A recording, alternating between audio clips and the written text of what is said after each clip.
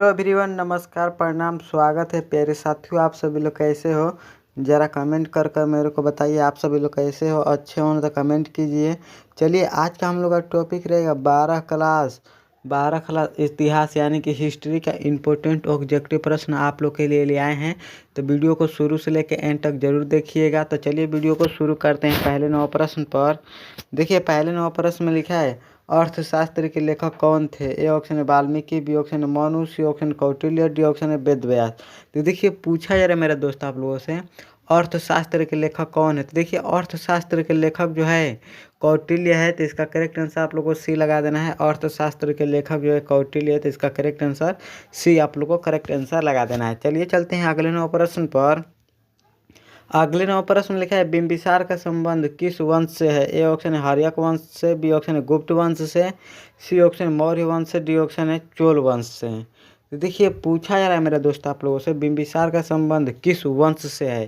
तो देखिए, बिंबिसार का संबंध जो है हर्यक वंश से है। तो इसका करेक्ट आंसर आप लोग को लगा देना है ए, हर्यक वंश से बिंबिसार का संबंध है। तो इसका करेक्ट आंसर ए आप लोग को करेक्ट आंसर लगा देना है। चलिए चलते हैं 3 9 प्रश्न पर। 3 9 प्रश्न में लिखा है, फूट डालकर विजय प्राप्त करने का कार्य सर्वप्रथम किस राजा ने किया था? ए ऑप्शन है अजातशत्रु ने, बी ऑप्शन है पुष्यमित्र ने, सी ऑप्शन है अशोक ने, डी ऑप्शन है समुद्रगुप्त ने। तो देखिए, पूछा जा रहा है मेरे दोस्त आप लोगों से, फूट डालकर विजय प्राप्त करने का कार्य किस राजा ने किया था? तो अजातशत्रु ने किया था। तो इसका करेक्ट आंसर आप लोग को लगा देना है, अजातशत्रु ने किया था फूट डालकर विजय प्राप्त करने का कार्य। तो इसका करेक्ट आंसर ए आप लोगों को करेक्ट आंसर लगा देना है। चलिए चलते हैं अगले 9 प्रश्न पर। अगले 9 प्रश्न लिखा है, निम्न में किस स्थान में खौचेदार खेत के प्रमाण मिले हैं? ए ऑप्शन है बनावली में, बी ऑप्शन लोथल में, सी ऑप्शन कालीबंगा में, डी ऑप्शन है राखी घड़ी में। तो देखिए, पूछा जा रहा है मेरे दोस्त आप लोगों से, निम्न में से किस स्थान में खौचेदार खेत के परिमाण मिले हैं? तो देखिए, कालीबंगा में मिले हैं यानी कि राजस्थान में मिले हैं। तो इसका करेक्ट आंसर आप लोगों को सी लगाना है, कालीबंगा। कालीबंगा कहाँ पर स्थित है? तो इसका कमेंट आप लोग कमेंट बॉक्स में बताना है इसका जवाब कालीबंगा कहाँ है। तो आप लोग चैट सेक्शन में ज़रूर बताइएगा। चलिए चलते हैं अगले 9 प्रश्न पर।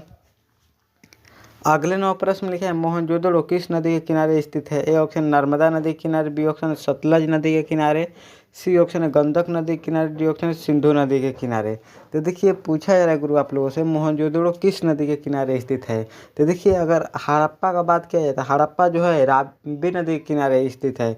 अब मोहनजोदड़ो मोहनजोदड़ो जो है सिंधु नदी के किनारे स्थित है। तो इसका करेक्ट आंसर आप लोगों को डी लगा देना है, मोहनजोदड़ो जो है सिंधु नदी के किनारे स्थित है। हड़प्पा सभ्यता का सबसे बड़ा नगर जो है मोहनजोदड़ो है।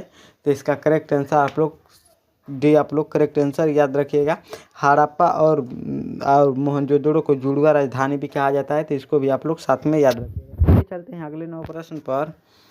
अगले 9 प्रश्न लिखे हैं, मौर्य वंश का अंतिम राजा कौन था? ए ऑप्शन है कुणाल, बी ऑप्शन है अशोक, सी ऑप्शन है बिंदुसार, डी ऑप्शन है बृहद्रथ।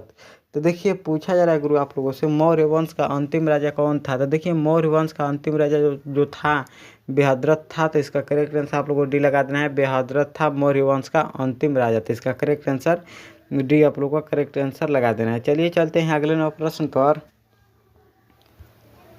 अगले 9 प्रश्न में लिखा है, वेदों की संख्या कितनी है? A option 2, B option 7, C option 5, D option 4। तो देखिए, वेदों की संख्या जो है कुल 4 है। तो इसका करेक्ट आंसर आप लोगों को डी लगा देना है, वेदों की संख्या कुल 4 है। तो इसका करेक्ट आंसर डी आप लोगों को करेक्ट आंसर लगा देना है। पूछा जाएगा मेरा दोस्त आप लोगों से, वेदों की संख्या 4 है। अगर पुराणों की संख्या पूछा जाए तो 18, महाजनपदों की संख्या 16। तो इसको भी आप लोग साथ में याद रखिएगा। चलिए चलते हैं अगले 9 प्रश्न पर। अगले 9 प्रश्न लिखा है, सिंधु सभ्यता में मोहरे बनता था? ए ऑप्शन लोहा का, बी ऑप्शन सेलखड़ी का, सी ऑप्शन तांबा का, डी ऑप्शन इनमें से कोई नहीं। तो देखिए, पूछा जा रहा है गुरु आप लोगों से, सिंधु सभ्यता में मोहरे बनता था। तो देखिए, सिंधु सभ्यता में मोहरे जो बनता था, देखिए लोहा दिया है तो लोहा इसका नहीं होगा, क्योंकि सिंधु सभ्यता में लोहा का खोज नहीं हुआ था। तो देखिए, तांबा या तो सेलखड़ी का, तो यही 2 गो में आप लोग को जवाब देना है। सिंधु सभ्यता में मोहरे बनता था तो सेलखड़ी का बनता था। तो इसका करेक्ट आंसर आप लोगों को बी लगा देना है, सिंधु सभ्यता में मोहरे जो बनता था सेलखड़ी का बनता था। तो इसका करेक्ट आंसर बी आप लोग को करेक्ट आंसर याद करना है। इसको जरूर आप लोग को याद कर देना है, इंपॉर्टेंट प्रश्न है। सिंधु सभ्यता में मोहरे सेलखड़ी का बनता था। तो इसको जरूर याद आप लोग रखिएगा। चलिए चलते हैं अगले 9 प्रश्न पर। अगले 9 प्रश्न में लिखा है प्रसिद्ध ग्रंथ इंडिका की रचना किसने की थी? ए ऑप्शन है कौटिल्य ने, बी ऑप्शन है मेगास्थनीज ने, सी ऑप्शन है ऑलब्रूनी ने, डी ऑप्शन है अशोक ने। तो देखिए पूछा जा रहा है सर आप लोगों से प्रसिद्ध ग्रंथ इंडिका के लेखक किस मतलब इंडिका की रचना किसने की है? तो देखिए इंडिका की रचना जो है मेगास्थनीज जी ने की है। तो इसका करेक्ट आंसर भी आप लोगों को करेक्ट आंसर लगा देना है। इसका करेक्ट आंसर ए आप लोगों को करेक्ट आंसर बी लगा देना है, मेगास्थनीज ने की है। तो इसका करेक्ट आंसर भी आप लोगों को करेक्ट आंसर लगा देना है। चलिए चलते हैं अगले 9 प्रश्न पर। अगले 9 प्रश्न में लिखा है महाभारत का युद्ध कितने दिनों तक चला था? ए ऑप्शन है 15 दिनों तक, बी ऑप्शन 17 दिनों तक, सी ऑप्शन है 18 दिनों तक, डी ऑप्शन है 20 दिनों तक। तो देखिए पूछा जा रहा है मेरे दोस्त आप लोगों से महाभारत का युद्ध कितने दिनों तक चला था? तो देखिए महाभारत का युद्ध जो है कुल 18 दिनों तक चला था। तो इसका करेक्ट आंसर आप लोगों को सी लगा देना है। महाभारत का युद्ध कुल 18 दिनों तक चला था। तो इसका करेक्ट आंसर सी आप लोगों को करेक्ट आंसर लगा देना है। चलिए चलते हैं अगले 9 प्रश्न पर। अगले 9 प्रश्न लिखा है दिल्ली चलो का नारा किसने दिया था? ए ऑप्शन है गांधी जी ने, बी ऑप्शन जवाहरलाल नेहरू ने, सी ऑप्शन राजेंद्र प्रसाद ने, डी ऑप्शन सुभाष चंद्र बोस ने। तो देखिए पूछा जा रहा है गुरु आप लोगों से दिल्ली चलो का नारा किसने दिया था? तो देखिए दिल्ली चलो का नारा जो दिए थे सुभाष चंद्र बोस जी ने दिए थे। तो इसका करेक्ट आंसर डी आप लोगों को करेक्ट आंसर लगा देना है। दिल्ली चलो का नारा सुभाष चंद्र बोस जी ने दिए थे। तो इसका करेक्ट आंसर डी आप लोगों को करेक्ट आंसर लगा देना है। चलिए चलते हैं अगले 9 प्रश्न पर। अगले 9 प्रश्न में लिखा है खेड़ा सत्याग्रह कब हुआ था? ए ऑप्शन 1910 में, बी ऑप्शन 1915 में, सी ऑप्शन 1918 में, डी ऑप्शन 1925 में। तो देखिए खेड़ा सत्याग्रह जो है 1918 में हुआ था। तो इसका करेक्ट आंसर आप लोगों को सी लगा देना है। खेड़ा सत्याग्रह 1918 में हुआ था। तो इसका करेक्ट आंसर सी आप लोगों को करेक्ट आंसर लगा देना है। चलिए चलते हैं अगले 9 प्रश्न पर। अगले 9 प्रश्न में लिखा है भगत सिंह को फांसी कब दी गई थी? ए ऑप्शन है 23 मार्च 1931 को, बी ऑप्शन है 5 मार्च 1931 को, सी ऑप्शन है 9 अगस्त 1932 को, डी ऑप्शन 10 दिसंबर 1935 को। तो देखिए पूछा जा रहा है मेरा दोस्त आप लोगों से भगत सिंह को फांसी कब दी गई थी? तो भगत सिंह को फांसी जो दी गई थी 23 मार्च 1931 को दी गई थी। तो इसका करेक्ट आंसर आप लोग को लगा देना है ए। 23 मार्च 1931 को भगत सिंह को फांसी दी गई थी। तो इसका करेक्ट आंसर आप लोग को एक करेक्ट आंसर लगा देना है। चलिए चलते हैं अगले 9 प्रश्न पर। अगले 9 प्रश्न लिखा है विजयनगर साम्राज्य कहाँ पर है? ए ऑप्शन है पूर्वी भारत में, बी ऑप्शन उत्तरी भारत में, सी ऑप्शन दक्षिणी भारत में, डी ऑप्शन इनमें से कोई नहीं। तो देखिए विजयनगर साम्राज्य जो है दक्षिणी भारत में है। तो इसका करेक्ट आंसर आप लोग को सी लगा देना है। विजयनगर साम्राज्य जो है दक्षिणी भारत में है। तो इसका करेक्ट आंसर सी आप लोग को करेक्ट आंसर लगा देना है। देखिए विजयनगर साम्राज्य की स्थापना जो हुआ था 1336 ईस्वी में हुआ था। तो इसको भी आप लोग साथ में याद रखिएगा। चलिए चलते हैं 15 9 प्रश्न पर। 15 9 प्रश्न लिखा है हर्यक और बुक्के ने किस वंश के थे? ए ऑप्शन चोल वंश के, बी ऑप्शन संगम वंश के, सी ऑप्शन मौर्य वंश के, डी ऑप्शन खोजी वंश के।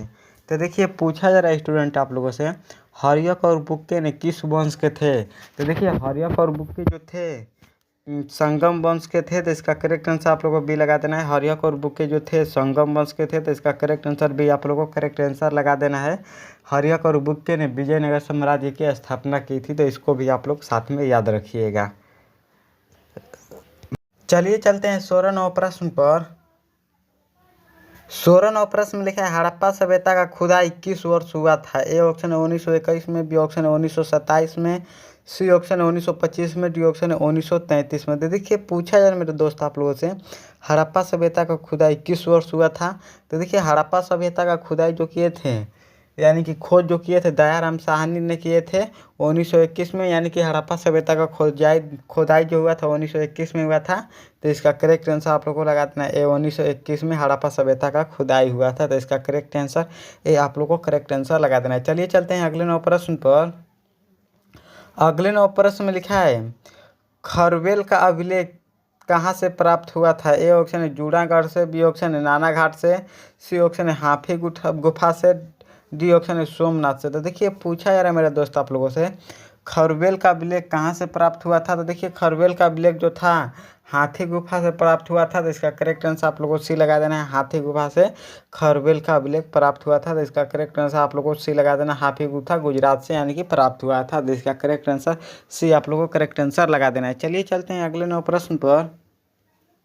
अगले 9 प्रश्न में लिखा है प्रथम जैन संगीति कहाँ हुई थी? ए ऑप्शन है पाटलिपुत्र में, बी ऑप्शन है काशी में, सी ऑप्शन राजगृह में, डी ऑप्शन सांची में।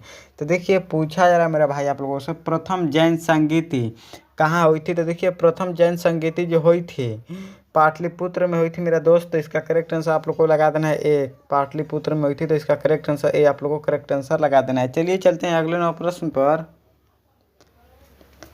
अगले 9 प्रश्न में लिखा है गौतम बुद्ध का जन्म कब हुआ था? ए ऑप्शन है 1952 ईस्वी में, बी ऑप्शन है 1963 ईस्वी में, सी ऑप्शन है 1955 ईस्वी में, डी ऑप्शन है 1965 ईस्वी में। देखिए पूछा जा रहा है मेरा दोस्त आप लोगों से गौतम बुद्ध का जन्म कब हुआ था? तो देखिए गौतम बुद्ध का जन्म जो हुआ था 563 ईस्वी में हुआ था। तो इसका करेक्ट आंसर आप लोगों को लगा देना है, गौतम बुद्ध का जन्म जो हुआ था 563 ईस्वी में हुआ था।